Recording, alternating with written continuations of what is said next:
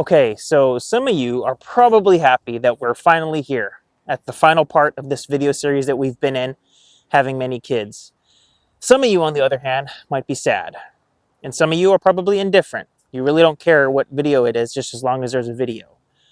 Wherever you land, I want to kick things off today with a question that I want us thinking about.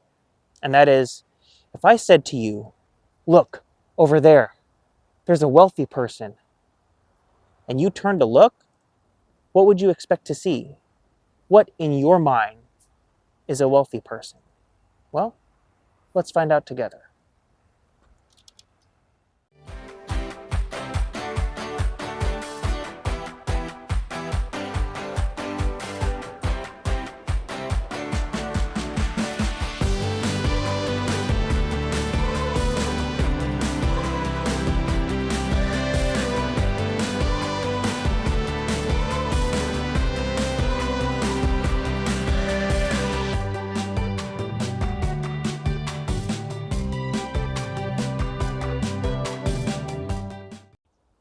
I wonder, how many of you, if you're truly honest with yourself, when I turn that camera, were expecting to see someone that owned a lot of exotic, expensive cars? Or perhaps maybe, if you're not a car person, you were expecting to see somebody that owned a lot of designer clothes, bags, shoes. Or if fashion's not your scene, perhaps maybe it was somebody that was the owner of this big company, like a CEO, or an owner of multiple companies. Or if business is not really your scene, perhaps maybe entertainment. So an actor or a musician or a singer or songwriter.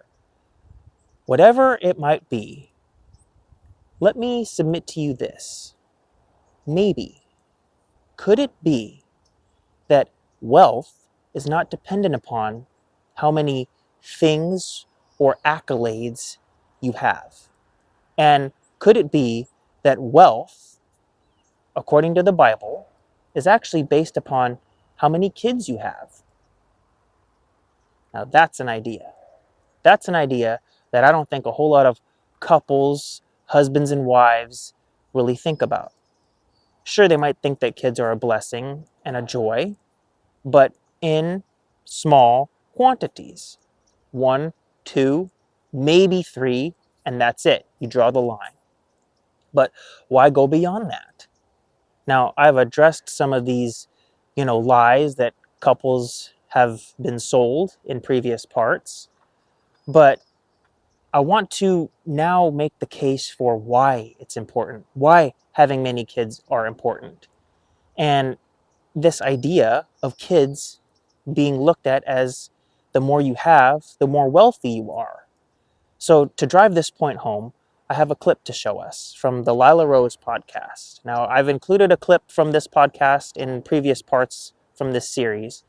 And this one, she's talking to Catherine, and they were talking about this idea. She was mentioning this as what she found as far as her research for this book that she wrote, that husbands and wives, spouses, couples that have many kids, this is what they looked at. They looked at having many kids as being wealthy. So check this out, and then I want to talk about it afterwards and reference some scriptures. So let's look at this together. The biblical Hannah in this book. There are people who believe that children are blessings. And you get it out of your mouth and you go like, oh, is that all? Wait, you're really telling me that could be the key? And you say, well, doesn't everybody think children are blessings?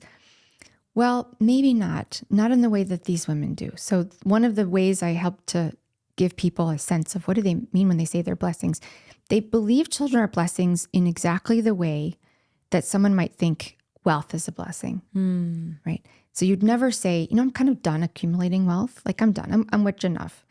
I've once or twice you hear someone say that, like that's it. I can't accumulate anymore. I'm going to give it away.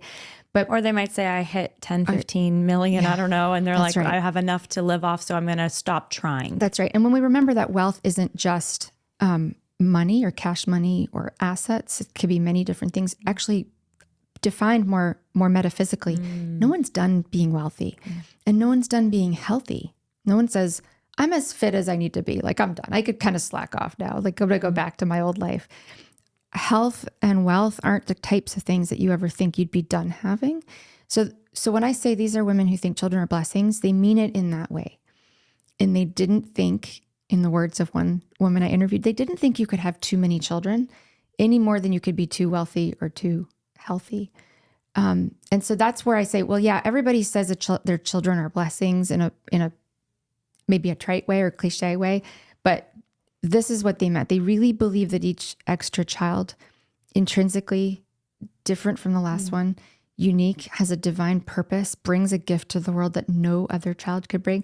So those are the kinds of things. These are very biblical notions. They didn't all use exactly the same language, but there was a lot of overlap. So that they believe that children are blessings, expressions of God's goodness, and the purpose of their marriages. And I think that last one is important to say. This is kind of the core of the thing, you know. How did people get there? Well, that's really interesting. Not everybody grew up in a big religious family. Some people had a religious conversion and came to believe that, then had a few kids and went, yeah, it's all true. Everything that I believe is true. I'm going to keep going. Other women grew up in large families and came at marriage and motherhood already knowing, like, this is the best thing you can do in life. I'm going to try to have as many as God will send me. I say try, right? Because as you said, you can't go buy children. You may want them, you may be open to them, but they're a gift. Now I wonder, how many of us that actually saw that were like, mind blown. You're like, I never really thought of kids as, wealth. Like, the more we have, the more wealthy we are. I've always just thought of them as, okay, we'll have a few kids because that's just what we do, get married and you have some kids. But I never really seen them as the more we have, the more wealthy we are. But perhaps there's still some of you that are almost there, but you're just not quite convinced yet. You need some proof in the Bible. So that's what I'm going to bring you. I'm going to bring you two scriptures. First one is in Psalms 127, verses 3-5. I'm going to put that up on the screen. It says that children are a blessing or a reward from God. And it also equates children to arrows in a quiver of an archer. Now, if we take that analogy, the arrows in a quiver, if you think about an actual quiver, a typical quiver, how many arrows are in a typical quiver? Great question. I'm going to put that up on the screen. 10. 10 arrows are in a typical quiver. So, leads me to ask, why are we only having 3 kids? If kids are equated to, in the Bible, as arrows in a quiver, and a typical quiver has 10 arrows, why are we stopping at 3? Why are we stopping at 2? Now, there's this other scripture in Proverbs 17, I believe, verse 5 or 6. I'm going to put this up on the screen. That grandkids are the crowning to the aged, to the grandparents. So the more kids you have, the more crowns you give your parents. Because the more grandkids they have, the more crowns that there are. So why would you limit the amount of crowns that you could give to your parents by stopping at 3 or 2 or 1? See, kids are extremely important because not only do they represent the next generation, and like I talked about in a previous part, that God is a generational God, but like, it's a lineage as well. It goes beyond that. It goes beyond you and your spouse having kids. But the more you have, the more blessed, highly favored, And why would you want to limit God's blessing you?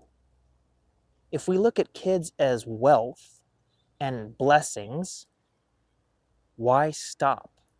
Why stop? That's why these couples that decide that they want to get snipped or tie their tubes, I don't understand it. I don't understand it. Because God puts the limit. When a woman is past the age of childbearing, typically, then she won't conceive anymore. That's the limit. That's the stop. But as long as she's able to conceive, keep going, having kids.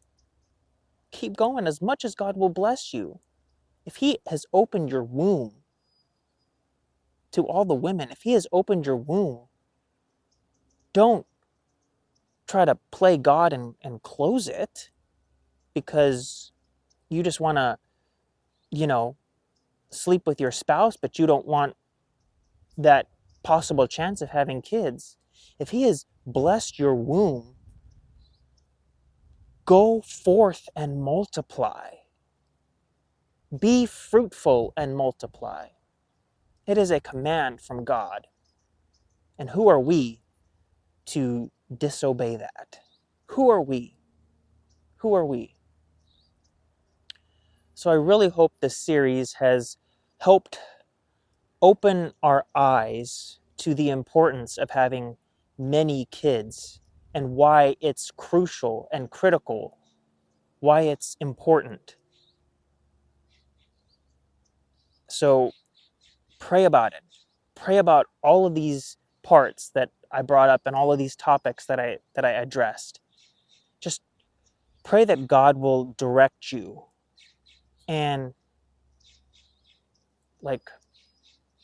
soften your heart. If you're still on the fence, pray that He softens your heart to this idea. So I thank you guys so much for watching and for tuning in every single week. For those of you that are subscribed, for those of you yet to subscribe, consider subscribing if you enjoy this content. And just remember that life is always simpler God's way. So until next week, stay safe, be in prayer, read your word, and as always, God bless.